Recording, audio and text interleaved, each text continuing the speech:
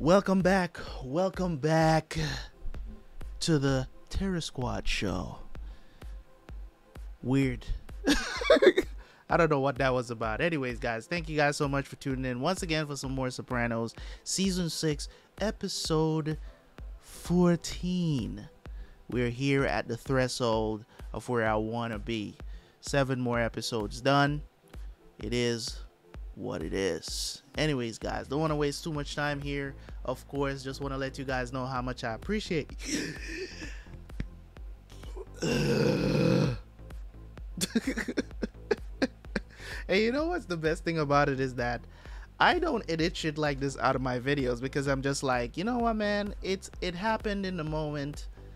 You guys don't care, right? At this point, I don't even know who watches the intros anyways, but if you do, you know that all kind of shenanigans happen sometimes during my intros and what I say. It's just off the top, man. And if I happen to have, you know, a heart breathy moment in the middle of it, you guys know how I feel about that. But in any case, guys, let's jump into the reaction. Episode 14 of season 6. We're getting there. After this, only 7 more episodes to go.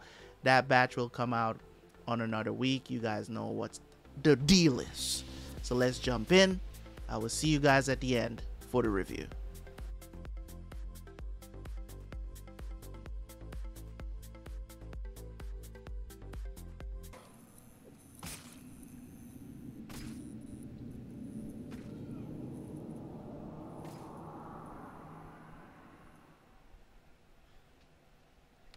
Fuck Ben Kingsley. Danny Baldwin took him to fucking acting. Oh, that's Danny. Very well directed, Morgan. I think there's potentially more It's money Danny. in this It's than the Alex's brother. So what do we think? Need the extra scene or not? I like it the way it is. I don't know, Chrissy. Nobody really talks about Danny that much. I tend to agree with Carlo. I'm thinking one more sexy kill. When Michael follows Centrella to the strip club, what if he chopped up one of the women? Who, as fate would have it, was at one time Sally Boy's mistress. 2 extra shoot days at a minimum. Kid, if it buys us a bullshit theatrical release. I'd have to get more money from Tony. I want this fucking thing out there. Yeah, T, what's up? You talked to the guy with the air mattresses? I'm in editing. We just saw the cut of Cleaver. And? Awesome as is. The lawyer called, though. We might have to change the title. The Eldridge Cleaver estate, they want an injunction. Listen, you want to see some of it? We're finishing the ADR after lunch. What's that again? Sound dummy. Just call this dispatcher. It's a holiday weekend. Thousands of people be out at the beach. I'm on it. You coming down? Please. You don't give 2 shits about production. It's a little boring, I gotta say. I mean, that was surprising to me. Is he I wish I sick? had better news. Based on the latest pictures, the cancer has continued to metastasize. From He the has lungs. cancer We now now? show masses in the mediastinal lymph nodes, both kidneys, and the brain. Thanks.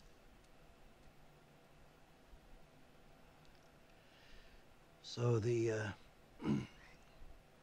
lobectomy, radiation, the goddamn chemo, what was all that? For kicks? Those were our options at the time. And now, what are our options? Limited to the extent that I wouldn't recommend any. At this point, we're looking at stage 4 small cell carcinoma of the lungs. And there's no stage 5. That's correct.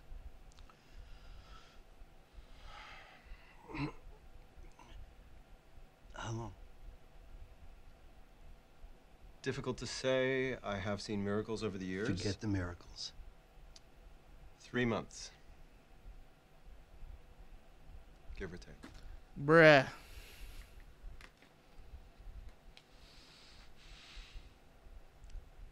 This man took 15 years. You might as well have took the damn trial. Thank you for your candor. We have a plane back to Springfield. How you doing, John? It's funny. Ironic. Whichever. I got here. I quit smoking after 38 years. Exercised. Ate right. And for what? Aiming still. It was the right move.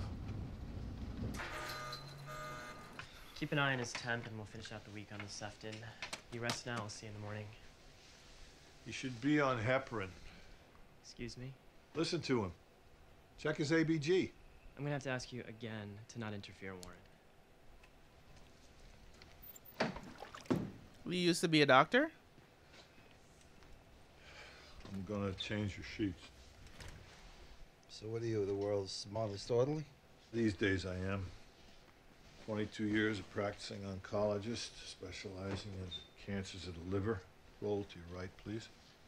Oh, so how did you end up being an orderly? Let me spare us the awkwardness. I killed my wife.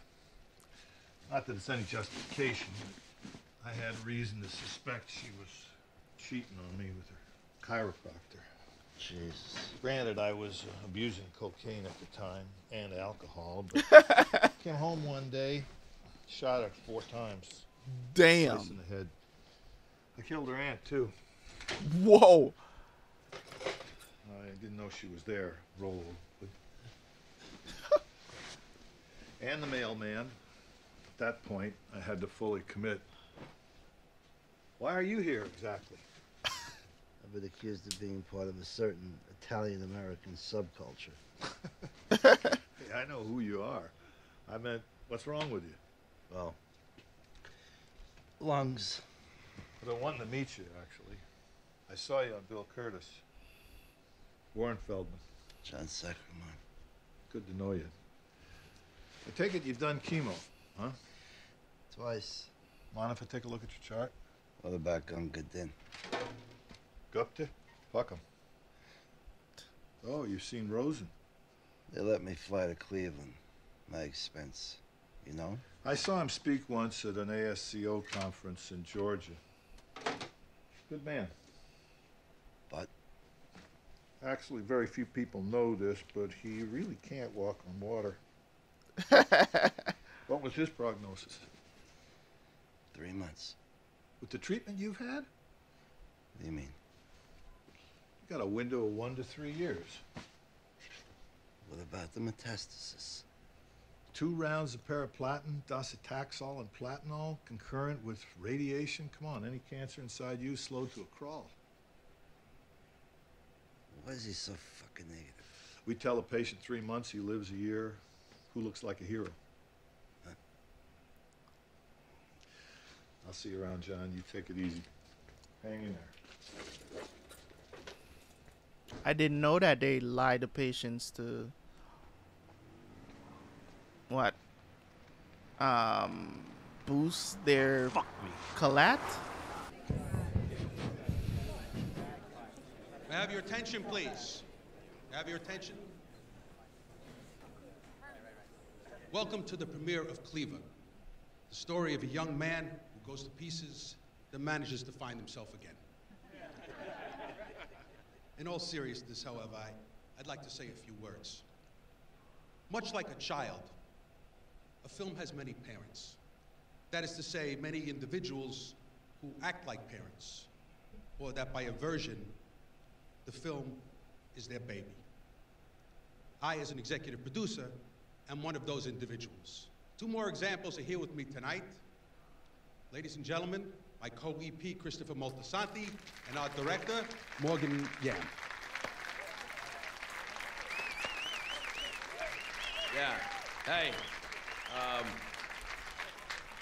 I know you're all psyched to see the movie, so I'm not gonna give a big speech here. I just wanna give a shout out to the man who, without him, this whole thing would be impossible. You never do this. You never do Anthony this. Soprano, You everybody. never do that. And you should never do that. Once he came on board, the whole thing. This man thought he was gonna get credit. And all the other investors too, plus my wife Kelly and our new baby. I love you guys. Okay then, cell phones off, and hope you like the movie. Oh God. I'll give you one. Come here.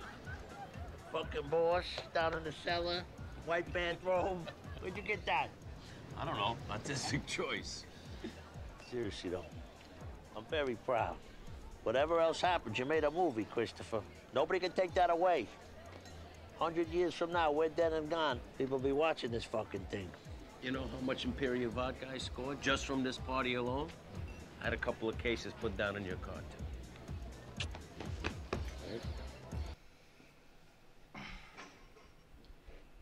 So, how's Jenny today? She went with Allegra to buy some stuff for the kitchenette. Good, clear of mind. Reason I asked you here today. She's a bright kid, your sister. But business? My life insurance? I want to put her on a monthly stipend. Probably a good idea. And all the doctors agree. But if I do only have a few months, I want to take care of all of this now. Wait a second. Which doctor doesn't agree? Feldman. The guy I told you about. The wife murderer? He's still a doctor, Anthony. He was a highly respected oncologist. I know, but John... He reviewed my case. He says I could hang on for years. You're right. He still has the knowledge. I mean, OJ's no less of a running back, right? OJ never went to jail. Let me ask you something, Anthony. How will I be remembered? A wonderful husband. A loving father. On the street, though. Now, from what I know, you were well liked, John. Respected across the board. Despite the allocution, even. God knows guys have actually named names for a hell of a lot less than what you were looking at. The only negative...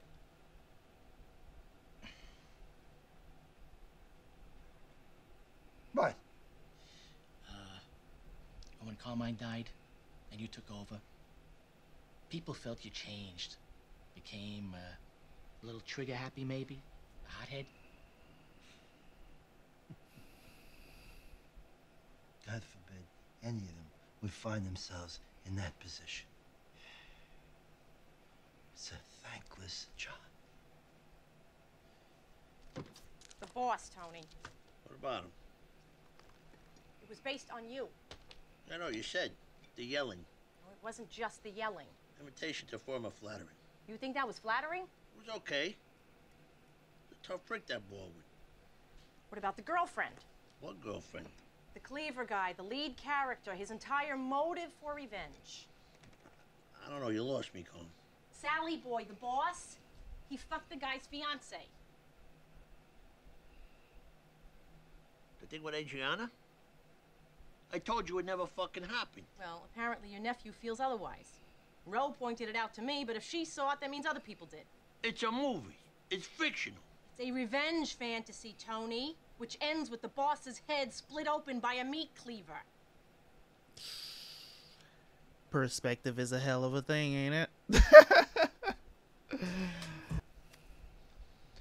But he's fucking my wife, Carmine. I want him dead, Jimmy says. He will be, but not just right now. He earns too much. 8 years later, Jimmy gets a call one day.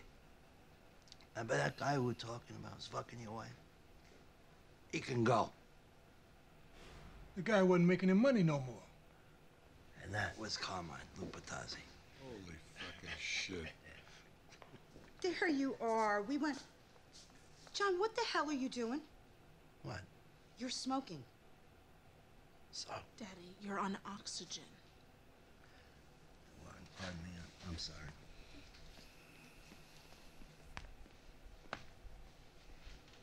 Just calm down, all right? Calm down. I don't fucking believe you. What have I got to lose, Jen? What's the difference? You told me Dr. Feldman doesn't agree with the others. Yeah, well, Miracles do happen, John. not to this family, they don't. You know, it's that kind of attitude that probably brought this on in the first place.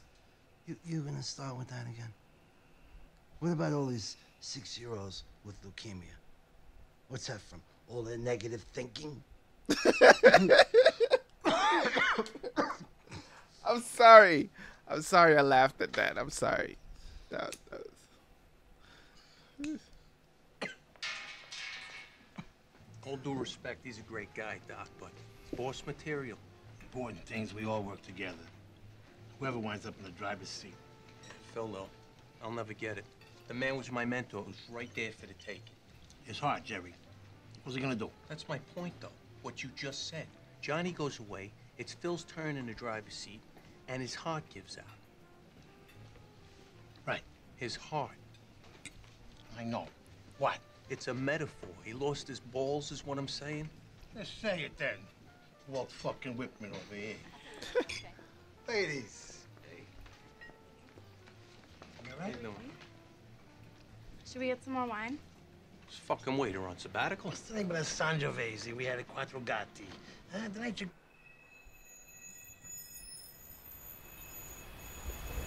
The hell?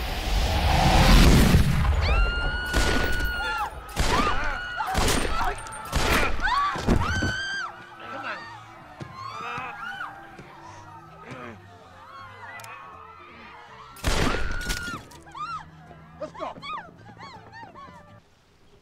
What can I get? Seared ahi, mixed greens, and an iced tea, please.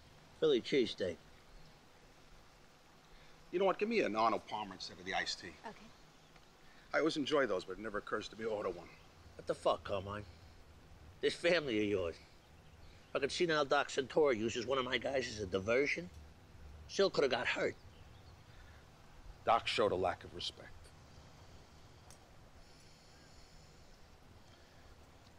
This fucking leadership void.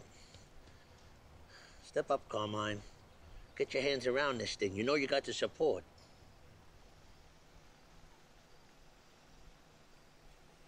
You never thought you'd mutter those words, did you?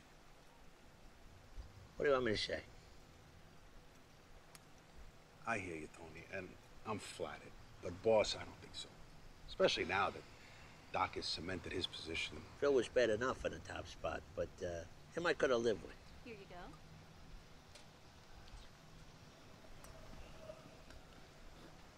There was a time I was obsessed with being in charge. You remember. Right, so do it. One night around then, I had this dream. It's my pop's 100th birthday, even though he'd been dead for years. The whole family's there, grandkids, everybody. He's wearing one of these gold paper crowns, like a Burger King.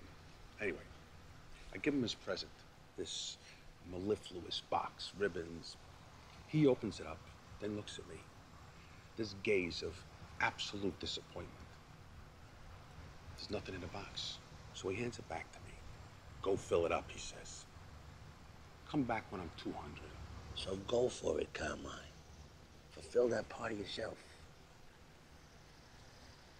We have this ritual in my house for years. Our kids are in boarding school. Every night I come home from work, I strip down, jump naked in the pool. Nicole brings me a scotch and water. We sit, relax, a little talk. I go up to bed, the air conditioning. She brings me a light dinner and a tray. One night during all that fighting with John, I come home, I'm exhausted. So tired, so tense, I skip the pool. I go right upstairs, flop on the bed. Nicole comes up with the drink. She says, darling, I think it's time you took a rest. I say, we're gonna take a vacation. She says, that's not what I meant. I don't want to be the wealthiest widow on Long Island. I want you to quit, now. I'm not ashamed to say that she made me cry. That wonderful, loving woman. That dream with my father, the empty box, wasn't about being boss. It's about being happy. So how you doing? Tony said you got an offer on a house you built. Two, actually, yes. Ivana Trump. You know, I gotta be honest, I am very disappointed at what you did. What are you talking about? Your movie. The boss sleeping with the other guy's fiancée. What? Please, like that wasn't based on Tony and Aid? What? No. Carmela, I didn't even write it. Story by Christopher Moltisanti. Isn't that what it said up there on the screen? Yeah, but that's just for the Writers Guild health insurance. Oh, really? Come on, you can't be serious. She's an Oriental, for Christ's sake. Have you heard from Aid lately? No. Why would I hear from her? Would it be so surprising? She left me for some other guy.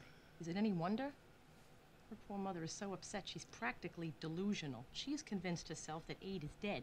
Her mother's an alkie. You know that. Regardless, Christopher. You're my cousin, and I love you, Carmela, but I don't like what you're inferring here. Either with the movie or with how I treated Adriana. Kelly comes out, tell her I went to smoke. I don't know if you heard, but Jerry Torchiano, he was hit last week in Brooklyn. Who? Jerry Torchiano was all over the news. They whacked him in some restaurant. Do you know him?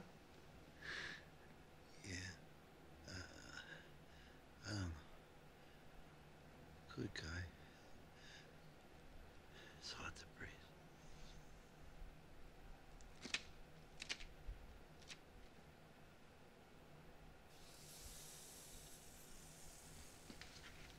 I'll talk to Gupta.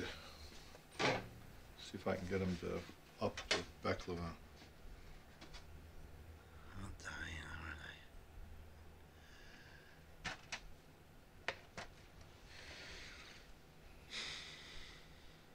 It's not good. I won't lie to you. Aggressiveness surprises me. I gotta concur with Rosen.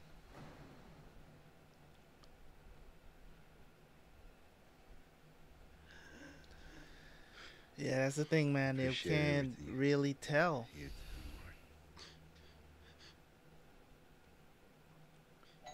It ain't fine. We got a problem. The whole sequence with Sally Boy banging the fiance, you gotta tell Tony that was your idea. It wasn't my idea. What are you, fucking stupid now? He probably thinks I put it in there to embarrass him. Why did you put it in there? It was an idea. I don't know. Who knows where they fucking come from? Isaac Newton invented gravity because some asshole hit him with an apple. It's bad enough that I don't get credit for my own ideas. Now I'm supposed to take responsibility for some shit that's gonna get me in trouble? Fuck that, man. Humanitas Award? What's that? Humanitas, from the Paulus brothers, for writing themes of socially redeeming. Wow, didn't see that coming. Look out the window. You see a fucking Hollywood sign out there? Maybe you talk to your agent like that, but don't ever get fucking snippy on me again.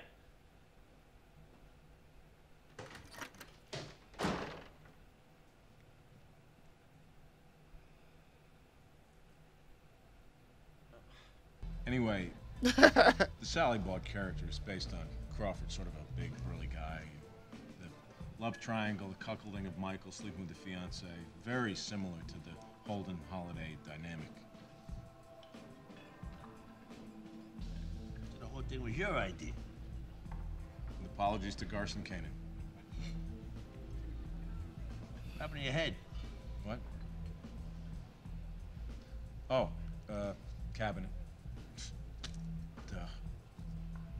Duh. Tony's no slouch, man. If I see Chrissy, tell him you were looking for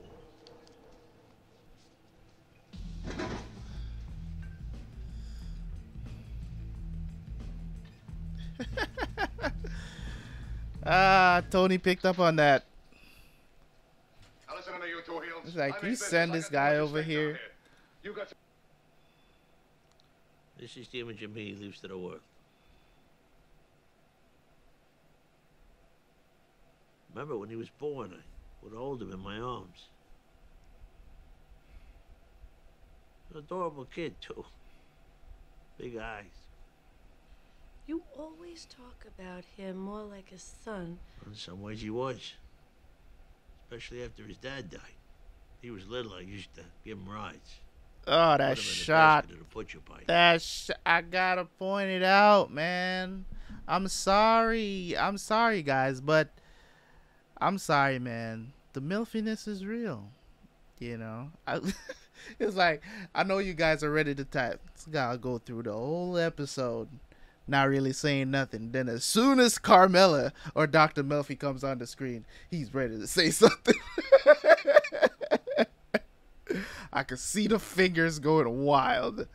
Oh my god. After his dad died. That shot is... He was Oh, look at that. Lovely. little, I used to give him rides. I'd put him in a basket at a butcher bike. Pedal him around. Back when Satriali's made deliveries. I reminded him of that recently. He didn't remember. But you do. We had fun. All those memories are for what? All I am to him is some asshole bully.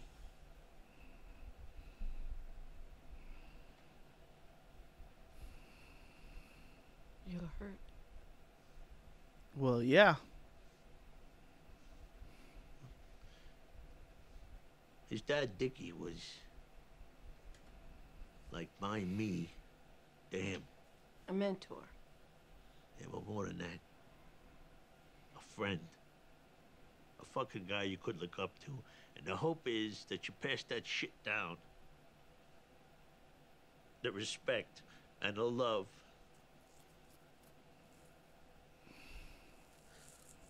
And all I did for this fucking kid, and he fucking hates me so much. I'm sure on some level he loves you too. Yeah? Take that home. Judge for yourself.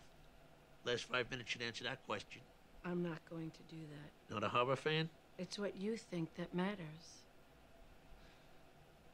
I think he fucking despises me.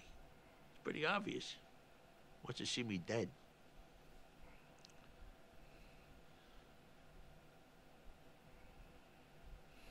Without invalidating your feelings, is it possible that on some level you're reading into all this?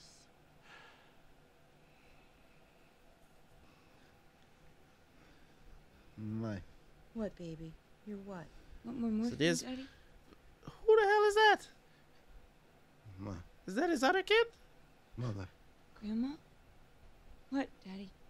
That, He's here. No, he could be. Sometimes they see people who've passed. John, look at me, baby. nah. He gone.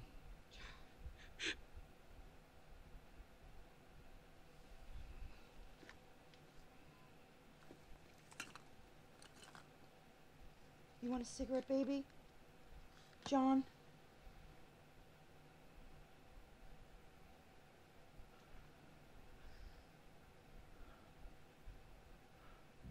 I'm fear of bad news. That's why I'm here, Tony. John passed away late this morning. Oh, fuck, you're kidding me. I only wish.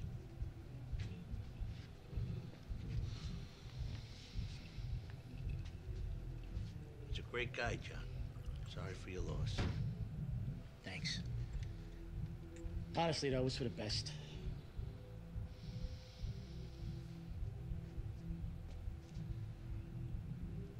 What are you gonna do? I beat cancer, but it took him out. Ride the painted pony, let the spinner wheel glide. Huh? John Sacramone. I won't honor. Buon anno, Johnny Sac.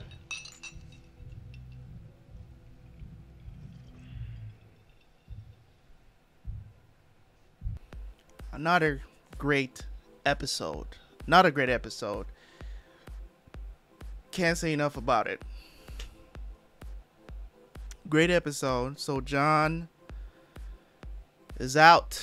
He's out. The cancer took him. The aggressiveness of the cancer couldn't really predict, and lost some people to cancer. So I know how that feels. It's one of those things that you don't know how to explain. You're probably thinking you're next. You know, all sorts of things run through your mind, you know. So the whole situation with the movie Cleaver, I never actually even picked up on that during the whole scene. I was just like, I thought Ro looked at her and I thought she was saying, oh, this is definitely based on Tony, but I didn't think in terms of the whole sleeping with the fiance thing with Adriana, that he never let that go. I thought he actually let that go, but he didn't, because I think he still thinks that Tony actually slept with her, which is not the case. We know nothing ever happened between them. Almost did. Never even thought about it like that. Never caught on to that. So that was brilliantly done. I don't know. This is going to cause a definite split between Tony and Christopher, because he's like, man, I'm trying to give this kid everything and he hates my guts. You know what I mean? So subconsciously he may be saying he didn't do that on purpose, but he did that shit on purpose. The whole thing, the whole idea, he did this shit on purpose. So for me, the way how I look at this and how this is going to go down, there's going to be some sort of tension between Tony and Chris going forward, because he's like, I don't know what I'm gonna do now. He was supposed to be the protege. He was supposed to be the one that Tony brought up to take over, you know, if anything should happen to him. He was basically, Chris was basically the underboss that nobody knew about, to be honest. So he was a captain, yes. I mean, he is a captain, not was. So it's one of the it's one of those things. The way how I look at this now, how it's gonna go down, is hopefully he doesn't do anything stupid and cause Tony to have to kill him or some shit. So it's one of those things where everything is kind of at a level now where you're just like, you know, what is going to take place, what is going to happen now versus what is going to happen later on in the series, now going forward with these final 7 episodes that I will jump into at another time. So I don't know what's going to take place. It's just one of those things where you're like, you feel a little bit fearful of things, of where it's going to go from here, where the story will go from here. And they kind of dealt with, you know, the whole situation. I think this is like the second time that Tony has cried in therapy. And, you know, with everything going on, and also the situation where Meadow is not with Finn anymore, they did not address that at all. Like, not even a little scene showing they were broken up. I mean, this relationship has been going on for like a good 3 seasons now. Like, they just kind of just like, all right, we can't get Finn to come into the studio anymore. Let's just cut him out the story, just like that. So it was kind of like the episode, like it was like 1 episode ago, she was saying that her and Finn didn't have any issues, and then the next episode she's like, oh, we've broken up. So that caught me off guard there. But this is something that happens in TV shows that I don't particularly like. I don't like when storylines are just cut off like that, and it's usually because of something that happens outside of the scope of the actual show, right? Maybe personal things get in the way and they have to just basically write off the character. I'm pretty sure there's a story behind it. If you guys know what the story is and why they chose to do that, put it in the comment section. Let me know what it is. I tend to not research stuff about shows that I'm watching because I don't want to be spoiled about anything. So I just want to know, like, what was the reason why they just decided to just cut off their relationship like that when they were, you know, such a happy couple. Yes, they were having issues, but the last time we saw both of them together at the dinner, I think it was the Christmas thing, Finn was there, right? So it was kind of weird that they just decided to break him off from Meadow just like that. Just not even a scene of them breaking up or nothing like that. So it was just kind of weird. Maybe that's the reason why she kept calling and stuff like that and talking to her parents. Maybe that was the reason. I don't know. There's also a situation with Carmela, just you know, thinking about Adriana, still asking questions about it. We all know what happened to her. It's just that we don't want her to fish too much, because I think she's gonna get it inside of her that could happen to her at any point, you know what I'm saying? But I mean, in my opinion, they could have just said she was a rat. You know what I'm saying? They could have just said that, and maybe Carmela would have probably accepted the fact that she was a rat, she needed to go. Maybe, who knows? You know what I'm saying? But for the most part, when it comes on to just this episode alone, and them dealing with the whole situation with John, the whole movie situation, Tony asking Carmine Jr. to take back over the family. That was probably the first time I've listened to Carmine Jr. That was probably the first time I've listened to him, and what he's saying just makes sense, because he always came off as this pompous, you know what I'm saying, better than mobster guy, you know what I'm saying, like, you know, because of his privileged upbringing, because of his father and stuff like that. It just felt like he was never the type of guy that you would want to be running the family. He was, you know, natural succession kind of thing, nepotism kind of thing would have happened with him, but he chose not to do it. And he told the reason why he chose not to do it was because of his wife telling him, listen, man, I don't want to be the richest widow that ever lived. You know what I mean? So you need to stop now. So he stopped. You know what I mean? So kind of put some things into perspective for Tony, of course. You know, Tony, I don't think he will ever quit the life. I don't think he will ever do that. But at the same time, you know, you also got to consider the fact that it's a situation you're in that you can get out before it gets bad.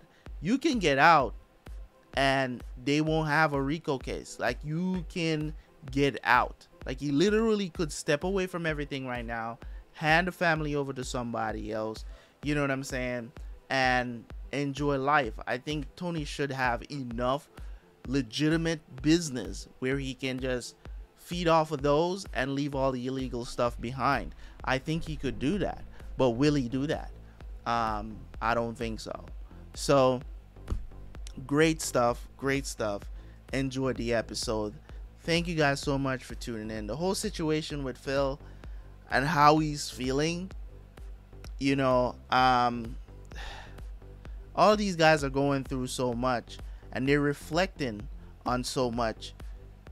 It's just like, man, it's stressful to be. If it's just stressful not to be criminal and living this kind of life, guys, I can't imagine what it's like to be a criminal. Like, the stress levels must be off the charts. Okay, so appreciate you guys. Thank you guys so much for tuning in. Leave a like, leave a comment.